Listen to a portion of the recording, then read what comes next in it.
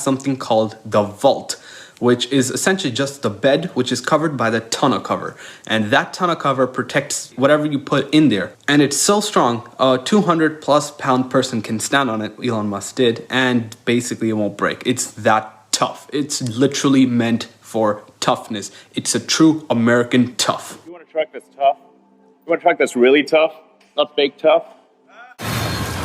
So in the bed of the Cybertruck, you have power outlets, and they can power whatever power tools you want or just extra items. It supports 110 and 240 volt outlets, so you can basically power your stove. Another cool advantage about this is you can literally charge up another EV. So if someone is stranded on the road, you can just find a Cybertruck, plug in for 10-20 minutes, charge up, and get to your destination. Now, it also has a pneumatic air pump that you can use on site for pneumatic tools and whatnot, because this truck has air suspension. There is no other truck other than the Ram 1500 that has air suspension. So there are a few advantages for air suspension. First of all, you can increase or decrease ride height. The highest ground clearance you can get on the Cybertruck is 16 inches. So you just raise the air suspension right up, and the lowest you can get is 8 inches. So the middle ground of that would be about 12 inches. That's pretty much where it would ride most of the time. And having an air suspension, even on the base model, which is actually really cheap, I'll get to that later in the video, it just means that this truck will be capable of a lot more off-roading, a lot more payload, a lot more towing, whatever it needs to do because of weight transfer. The bed can hold 3,500 pounds, so because of that,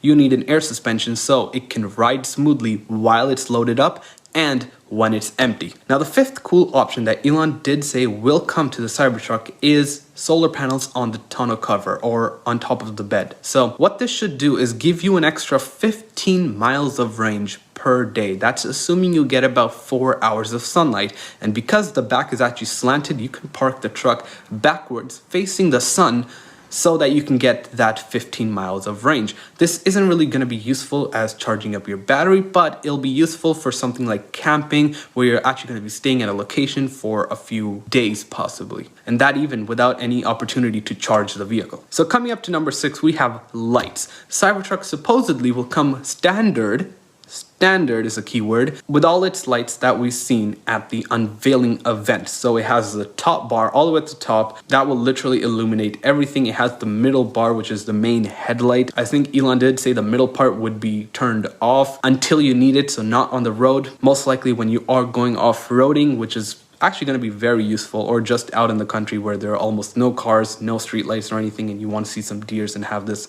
amazing LED bar or something.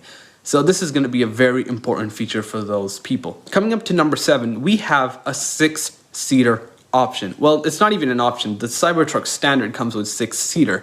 And the thing is, you got 3 seats in the front and 3 at the back. And so it doesn't really have a center console. It's just a seat that has been folded down, that has cup holders.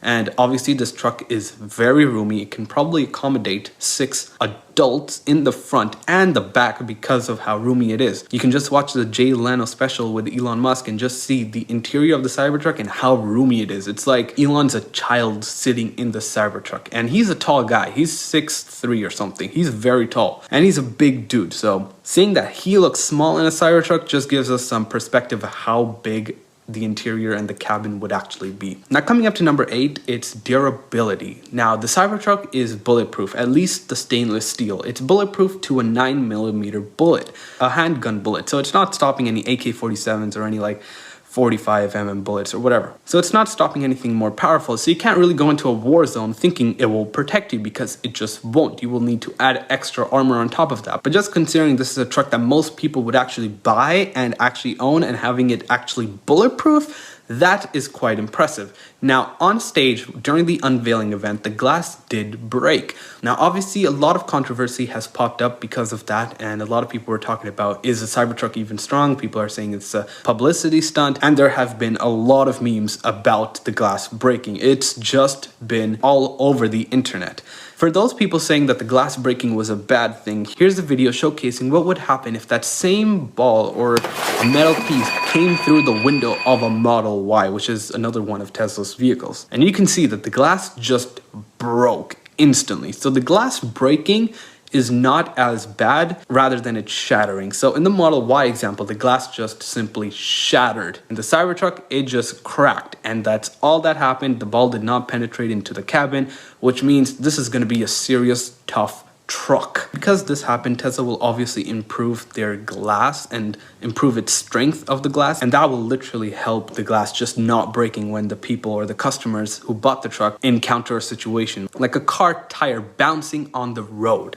At least you can be assured that this truck will be one of the safest trucks on the market. So number 9, I come to FSD and FSD capabilities. Recently, we've been seeing so many videos on Twitter of these Tesla owners posting their FSD beta. This is what Elon referred to as the rewrite. So what everyone else is driving, which is not the beta that everyone else actually has, is the pre-rewrite version, which means that is the crappier version. And that is why a lot of people actually do complain that there's such thing as like phantom braking or it just not performing as well. And because of that, Tesla did a complete rewrite, and now they're launching this rewrite in a beta form and only to some specific owners who are said to have safe driving characteristics supposedly, and those are the owners that are going to get FSD beta for now. This should come in a wide release later in the future. If it's proven safe enough, this could even be a Christmas present to all you Tesla owners who have purchased full self-driving.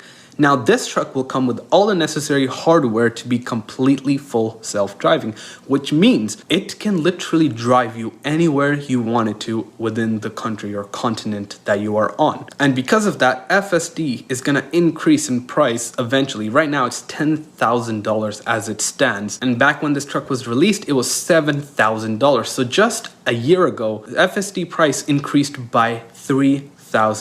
And you can reserve this truck right now, lock in the FSD price so that it does not increase anymore in the future. And another cool feature about FSD I just want to point out is that you can rent out the truck on Tesla's robotaxi, which supposedly can earn you up to $30,000 a year. I will make another video talking about this in more detail in the future, so like and subscribe if you haven't already to stay up to date. Now, moving on to number 10, we have price to performance. So here's the thing, this truck is designed to be cheap. That is why they are not using the traditional stamping methods that I talked about in the first point of this video. Tesla is also ditching paint and the entire paint shop entirely, which has always been a problem for Tesla in the past. So it's a good thing that they are ditching that and the customers can just wrap their truck in whatever color they want. So the starting price of this truck is $39,900. That is only $2,000 more expensive than the base model Ford F-150 with the crew cab and a 6.5-foot bed. You can get cheaper F-150s, but I am comparing it to an equivalent size and capable truck, the F-150, the best-selling truck in America. But the Cybertruck will